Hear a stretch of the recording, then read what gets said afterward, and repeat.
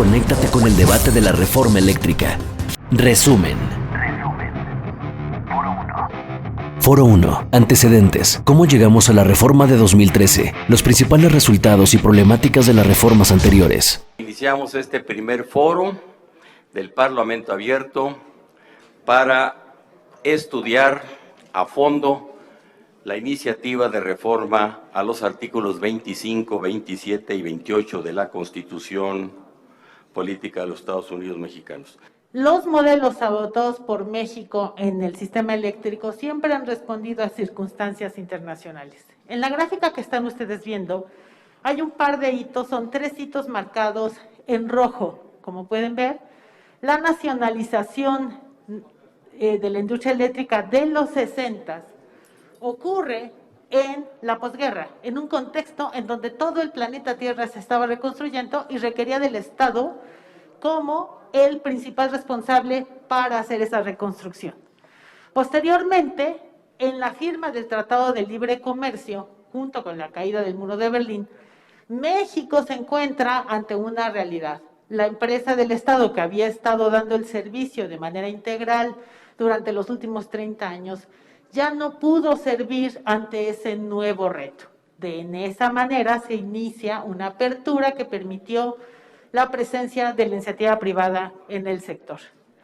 Y el último hito que estoy marcando aquí, que ocurre en el siglo XXI, pues es el enorme reto que tiene el planeta Tierra para poder combatir la pobreza integralmente, desarrollarnos de una manera sustentable. En esta lógica, México se anexa al Acuerdo de París y entra la modificación constitucional del 2013. En 2013, Peña Nieto impuso una reforma energética que todavía sigue vigente. Esa reforma no fue motivada por causas nacionales, ni originadas por graves problemas en el funcionamiento de CFE. Esa reforma fue impuesta por intereses del exterior. Ocurrió en el marco de un proceso de liberación de los mercados, en un contexto global de la transnacionalización de capitales. Respondió a la lógica de privatizaciones y desmantelamiento de la capital del Estado en el contexto de todo lo que dispuso Washington en un marco de gobernanza y sumisión para América Latina. En esa reforma de Zedillo se modificaron los artículos 25, 27 y 28, y con ello se multiplicaron las ganancias que de manera exorbitante han tenido las empresas extranjeras, así como el dominio y la exclusión de la rectoría del Estado. Uno de los principales objetivos de esa reforma consistió en privatizar para luego desaparecer a la Comisión Federal de Electricidad. La fragmentaron, la disminuyeron y desde luego se originó toda una serie de pérdidas para el país. Nuestro sistema eléctrico nacional se ha visto gravemente afectado.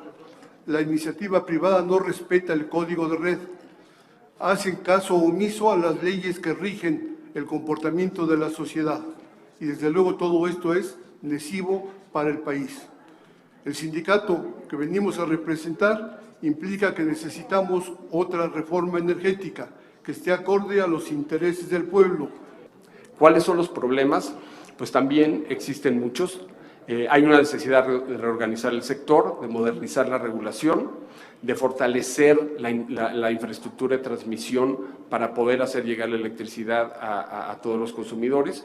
Hay cuestionamientos sobre las estructuras que se presentan en la ley, que habrá que revisar, y se busca una transición de los esquemas legados a este nuevo orden regulatorio de la industria. ¿Qué pasa en el 2013? Así llegamos. El objetivo de esta reforma es modernizar y regularizar el sector.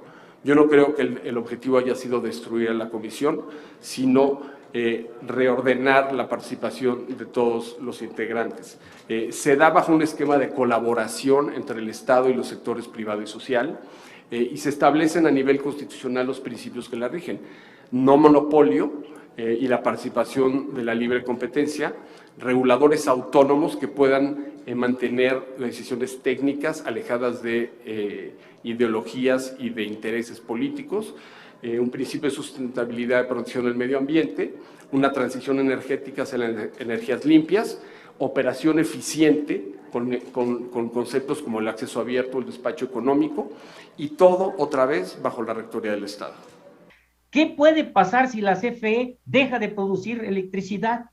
Lo de España, que no tiene empresas públicas de generación, una planeación de generación deficientes, privados que quieren más ganancias y otras cosas que han ocasionado que mucha gente ha tenido que usar velas, como en México antes de que existiera la CFE, y que aparte tiene que decidir entre pagar la luz y comer.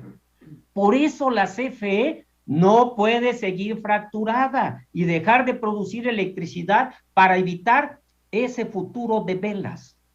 La iniciativa debe aprobarse para evitar un futuro de velas, como en España, y construir uno asegurando el derecho humano a la vida digna.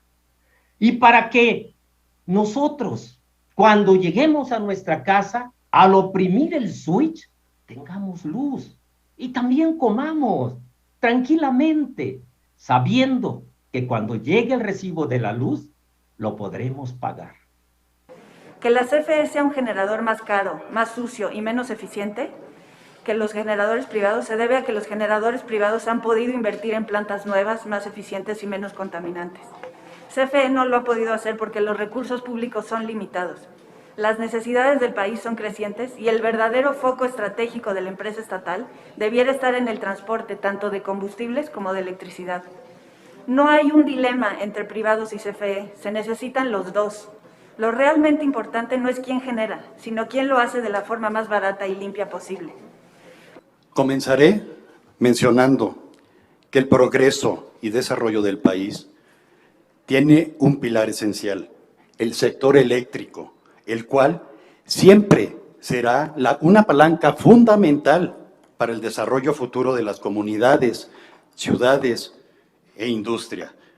No estamos en contra de las energías fotovoltaica ni eólica intermitentes. Esta energía sirve, cabe en el sistema, pero de una manera ordenada, en la que beneficie a las regiones que lo necesitan y donde las propias condiciones de las líneas lo permitan, no generando alta concentración, no solo en ciertas regiones que provoque inestabilidad. Por eso, la trascendencia de llevar a nivel constitucional la transición energética. No se trata de tener una alta penetración de energías intermitentes sin una planeación y a costa de la confiabilidad del sistema.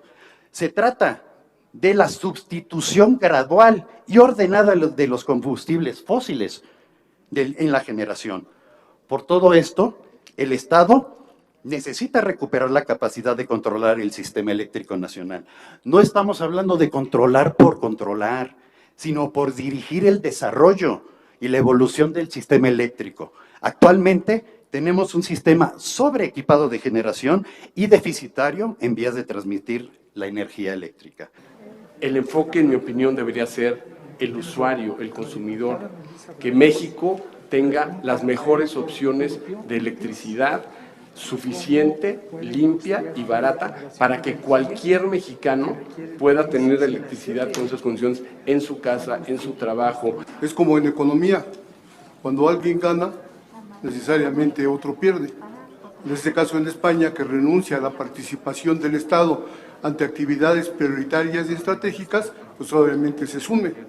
Queda en manos directamente de los agentes que representan al capital. Suben los commodities, suben los precios de todos los combustibles y lógicamente eso se refleja en la tarifa eléctrica y en la dependencia que se tiene. La generación limpia de CFE, así como vimos hace rato en la gráfica que la generación de CFE va bajando en el tiempo, la generación limpia, la proporción de generación limpia de CFE va creciendo con el tiempo. Adicional, de toda la generación limpia que se inyecta al sistema, el 55% es de CFE. CFE inyecta un 23.9% más de energía limpia que los demás productores. Y los productores privados generan un 93.7% más de energía fósil. No estamos en contra de las energías limpias. Cámara de Diputados, Legislatura de la Paridad, la Inclusión y la Diversidad.